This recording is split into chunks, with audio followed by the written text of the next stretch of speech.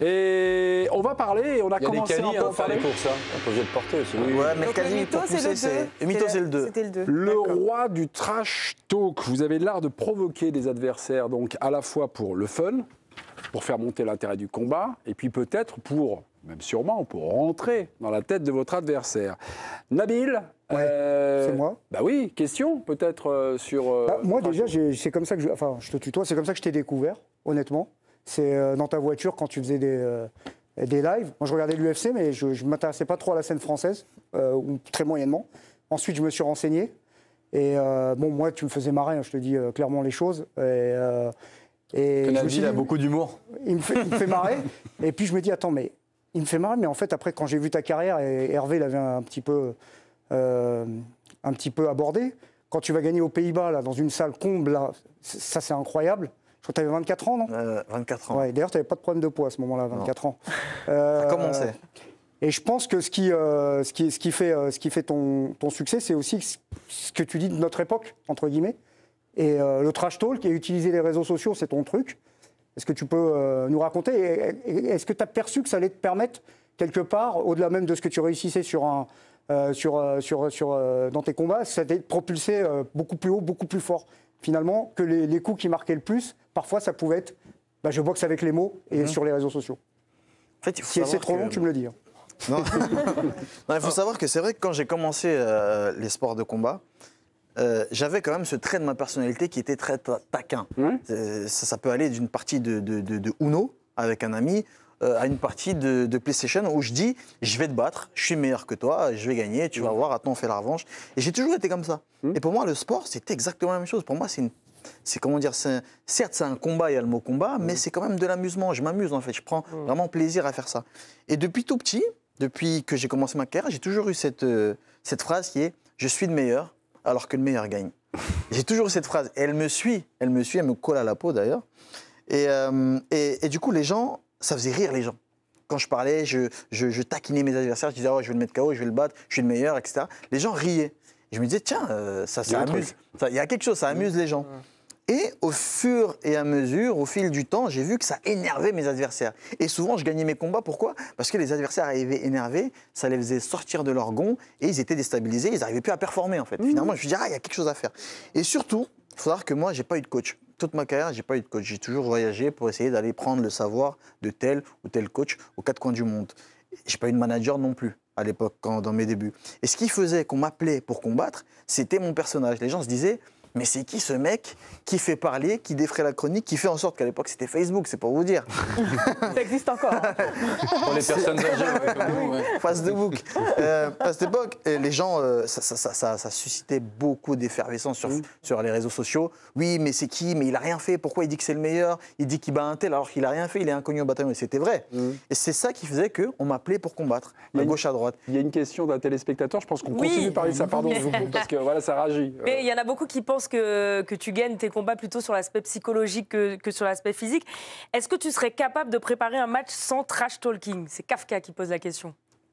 Oui. D'ailleurs, après l'épisode de l'Écharde, on l'a vu. Hein. Jalil Willis.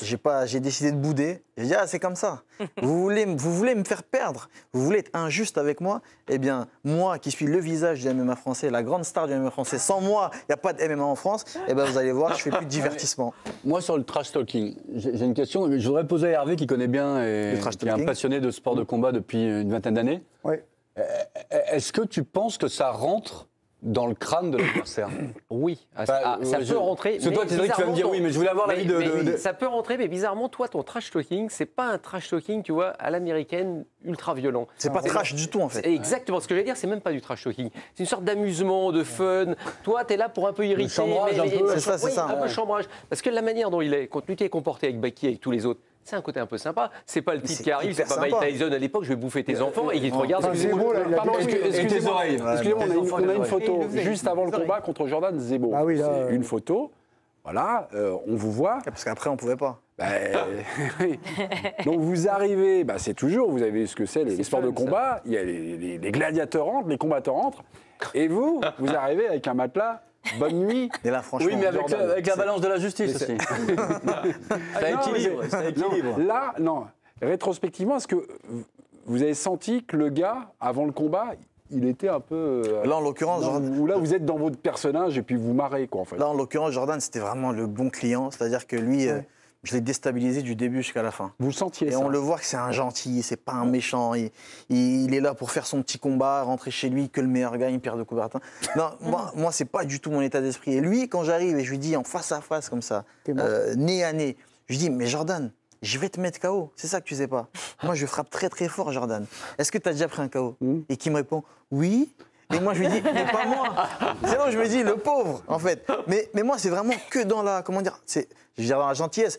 Je suis pas en train d'insulter ses parents. Je suis pas en train de lui dire, je vais arriver chez toi, je vais te tirer. Non, c'est vraiment dans la bonne ambiance. Et si on regarde, j'ai toujours le sourire. À aucun moment j'arrive, je dis je vais te tuer, t'es mort. Parce que c'est fort quand même, Jordan, t'es mort. C'était le slogan de ce combat. Non, mais c'est pas haineux. Voilà, et c'est pas haineux, c'est toujours avec le sourire. Et surtout, ce qui est très important, c'est à la fin du combat, quand je prends la parole pour dire, écoutez, c'est que du sport. Ça y est, on a kiffé, c'est passé. Je demande à tout le monde de ne pas déverser sa haine sur lui et au contraire de l'encourager. Parce que ce sera l'avenir de demain dans le MMA. Alors, il y a une complicité qui se naît également. Enfin, je ne sais pas si c'est une complicité, vous allez le dire. C'est le combat suivant. Non, c'est le combat d'après, parce qu'il y a eu Zebo, Baki, plus... là, le dernier, là, c'est Jalil Willis. Vous allez voir, il y a un jeu.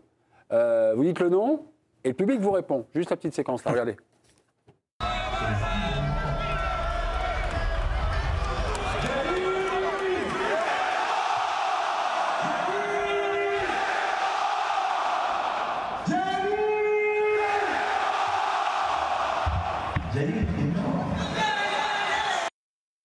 Et ça vous met dans le combat, c'est quoi là, Parce que là, il y a un lien, c'était Jordan, t'es mort, Jalil, t'es mort. Si vous voulez, c'est à l'image des rockstars, c'est moi qui interagis avec mon public, c'est moi qui fais le spectacle, parce que c'est ça aussi le MMA. C'est pas juste on arrive, on se met des coups de poing dessus, c'est tout un spectacle. Je veux dire, quand on voit un combattant comme ça qui arrive, qui fait le spectacle, qui sort un aspirateur, parfois même avant, à l'époque du kickboxing, qui danse, qui fait le show et qui a dit et redit avant qu'il allait gagner au premier round ou au deuxième ou au troisième, on n'a qu'une envie, c'est de voir qu'est-ce qu'il va faire en fait. On veut voir vraiment s'il va assumer. Je vais continuer, mais est-ce qu'il y a des gens qui veulent vous voir vous faire casser la gueule? Oui, et c'est là où c'est intéressant. Oui.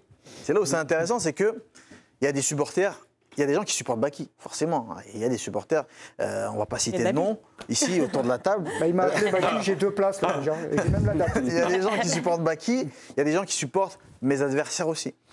Et ce qui est bien, c'est qu'on ne fera jamais l'unanimité. On ne peut pas plaire à tout le monde, même si on essaie, les grands hommes dans l'histoire de l'humanité j'en suis pas loin. n'ont pas réussi à faire l'unanimité. Donc Cédric Doumbé ne fera pas l'unanimité. Réponds au mail déjà. Le truc, c'est que réponds au mail déjà. C'est l'arnaque. Et du coup, vous êtes un salaud. Continuez. Et du coup, le truc, c'est que quand je fais ce trash talk là, et que j'invective les adversaires, je fanfaronne, je dis que je vais le mettre KO, je dis que je vais le détruire, etc. Forcément, ça irrite les supporters de mon adversaire. Et ils se disent, mais j'espère vraiment. Et ce qu'ils savent pas, c'est qu'ils ne rendent pas service à l'adversaire. Parce qu'ils envoient tous des tonnes de messages à mon adversaire en lui mettant la pression, en lui disant, s'il te plaît, il faut absolument que tu gagnes. Ce qui ne lui rend pas service. Et du coup, ces gens-là qui m'aiment, qui ont envie de me voir assumer mes paroles, vont payer pour venir. Et tous ceux qui me détestent, qui ont envie de voir Cédric Doumbé prendre un KO, ils vont payer pour venir voir le combat. Est-ce qu'il y a des champions qui t'ont inspiré? Attends, j'ai juste un petit truc à vous montrer, parce que sur la provocation, tout ça, avant Baki, vous êtes allé fort. Hein. Le docteur Doumbé est arrivé, donc là, vous arrivez. Bon, et là, en fait, vous adressez donc à Baki. Vous inquiétez pas, mon petit Baki, tout est prévu. Donc là, c'est le scénario après le KO de Baki, chose qui ne va pas se produire. Ok, vous êtes là, vous fanfaronnez, vous avez ce côté un peu l'œil rieur et persifleur, qui doit terriblement agacer vos adversaires. Je ne connais pas Baki, mais voilà.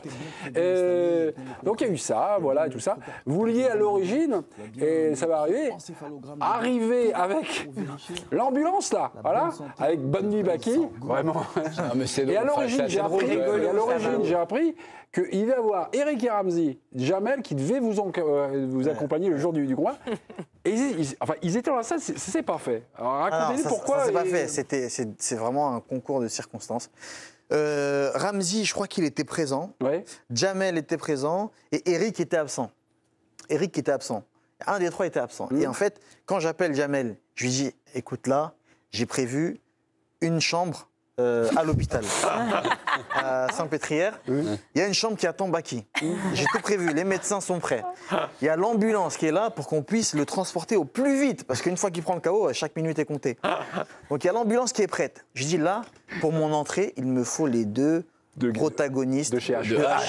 Il me faut absolument. Là, c'est la cerise sur le gâteau. Et malheureusement, Jamel m'a dit, franchement, j'adorerais le faire, c'est magnifique, mais H sans Ramzi, sans Eric et Ramzi, simplement avec Jamel, les gens vont pas comprendre. Bon, moi j'ai le portable de Georges Clooney.